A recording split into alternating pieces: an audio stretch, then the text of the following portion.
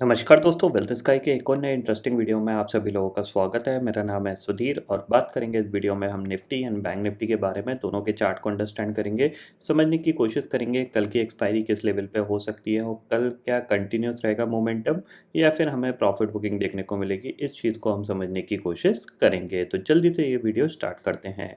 Video start करने से पहले सबसे पहले बात कर लेते हैं मार्केट एट 11 के वीडियो की। मार्केट एट 11 में मैंने आपको क्लियरली समझाया था कि 19,400 की जो कॉल है वहाँ पे ज़बरदस्त कॉल राइटर्स आ गए हैं। अगर 19,400 क्रॉस होता है तो शॉर्ट कवरिंग की वजह से मार्केट ऊपर जा सकता है।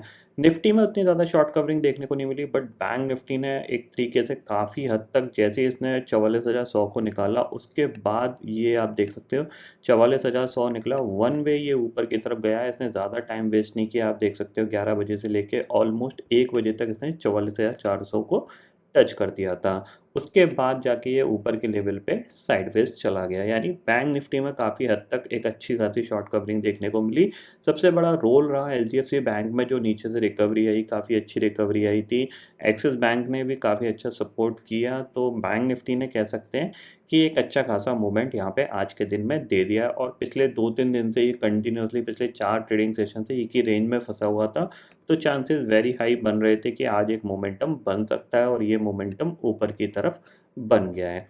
अब कल क्या हो सकता है, क्या ये मोमेंटम एक्सटेंड होगा या फिर दोबारा से प्रॉफिट बुकिंग देखने को मिलेगी, ये पॉइंट हमें समझना है। ठीक है, अब देखो यहाँ पे अगर हम ग्लोबल मार्केट की सिचुएशन देखें करंटली, तो ग्लोबल मार्केट जो फ्यूचर्स ऊपर थे अब करंटली फ्लैट हो गए हैं। यहाँ पे डाउ फ्यूचर देखो 51 पॉइंट रह गया, नैस्डैक फ्यूचर करीब 15 पॉइंट रह गया है और जो यूरोपियन मार्केट थे वो ऑलमोस्ट हरे निशान से लाल निशान में आ गए हैं। ठीक है, अब यहाँ पे एक पॉइंट समझना, देखो अगर डे चार्ट पे देखेंगे तो जो हम ट्रायंगल पैटर्न की बात कर रहे हैं पिछले 2-3 दिन से, अगर देखा जाए तो आज भी उसका एक प्रॉपर ब्रेकआउट हमें देखने को नहीं मिला है। ठीक है, अगर आप यहाँ से देखते हो, ठीक है, इस तरीके से प्लान करोगे तो ऑलमोस्ट उसी के पास जाके इसने क्लोजिंग दी है।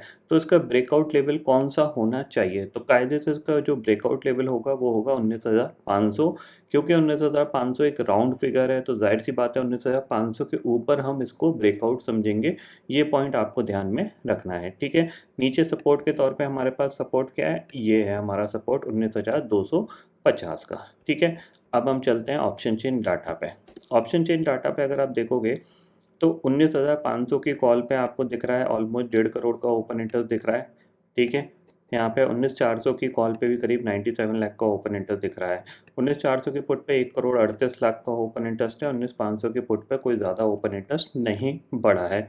ठीक है, इतना आपको समझ में आ गया। नहीं, 19,500 आपके लिए एक स्ट्रॉन्ग रेजिस्टेंस है, ये पॉइंट आपको ध्यान में रखना है। ठीक है, चार्ट पे चलते हैं, चार्ट पे देखते हैं। तो देखो यहाँ पे क्या हुआ है, अगर देखा जाए तो हमारा जो क्लोजिंग आई है वो एग्जैक्टली उस रेजिस्टेंस के नीचे ही आई है, क्योंकि आप देख रहे हो 19,400 के 50 के ऊपर क्लोज नहीं दिया है इसने।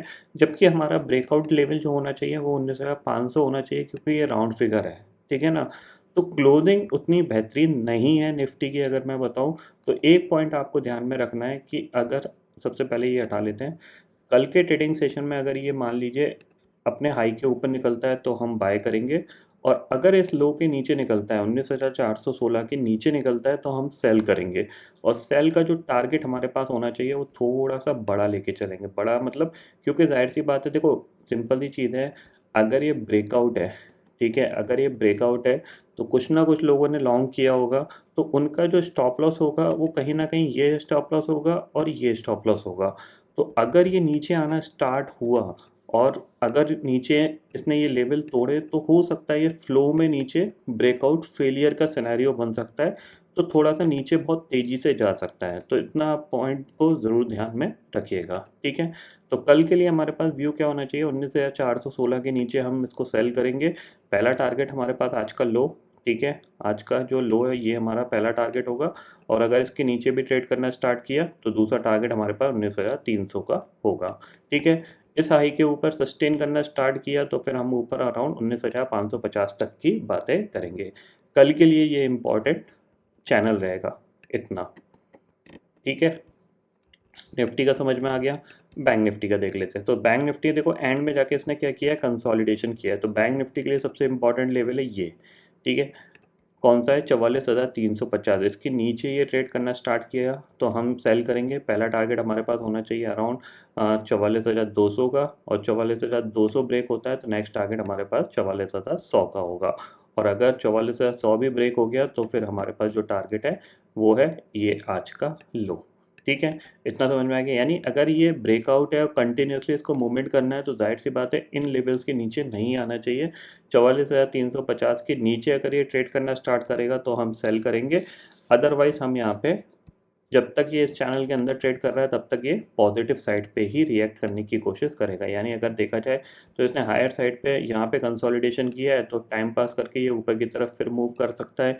तो जाहिर सी बात है अगर किसी का बाइंग साइड का मोमेंटम है तो उसका स्टॉप लॉस क्या है 44,350। अगर 44,350 के नीचे ट्रेड करेगा तो बायर धीरे धीरे यहाँ पे एग्जिट करते हुए दिखाई देंगे और फिर ये धीरे धीरे यहाँ पे नीचे की तरफ आने की कोशिश कर जाएगा। तो 44,350 के नीचे हम सेल करेंगे।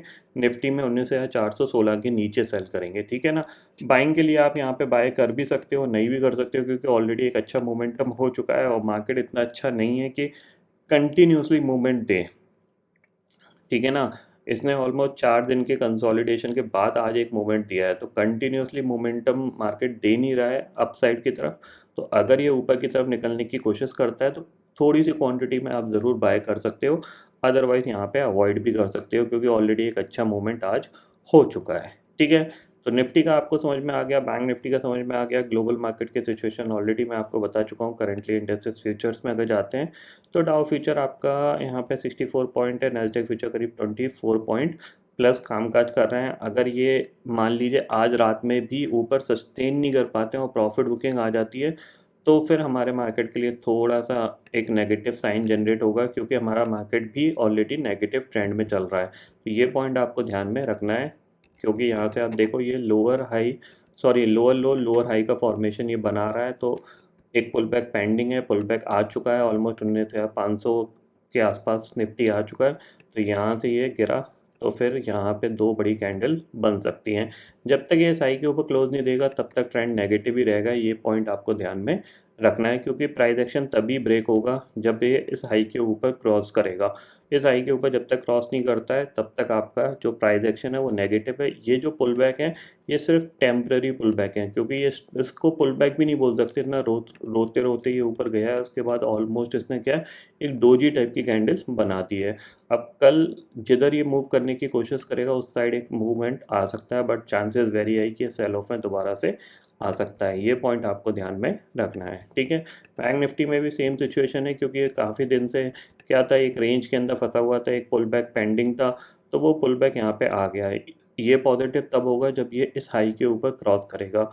लेवल है 45,124, तब पॉजिटिव होगा ये। जब तक ये लेवल क्रॉस नहीं होता है तब तक ये पॉजिटिव नहीं है, ये ध्यान में ज़रूर रखिएगा। तो अराउंड 44,750 और 800 का जो जोन होगा वहाँ पे आपको सेलिंग व्यू ज़रूर लेना चाहिए, क्योंकि हो सकता है ये वहाँ से दोबारा से रिवर्स कर जाए। ठीक है। ये पॉइंट समझ में आ गया यहाँ पे आपको, और ग्लोबल मार्केट में ऑलरेडी आपको बता चुका हूँ। तो आई होप दोस्तों ये पर्टिकुलर डाटा आपको समझ में आ गया होगा। दोस्तों फिलहाल इस वीडियो में इतना ही है। आई होप ये वीडियो आपको पसंद आएगा। वीडियो पसंद आता तो लाइक और शेयर ज़रूर करिएगा, और चैनल को जो सब्सक्राइब कर लीजिए, क्योंकि मैं सुधीर लेके आता रहूँगा हर दिन आपके लिए नए नए वीडियो। इसी के साथ शुक्रिया दोस्तों। जय हिंद।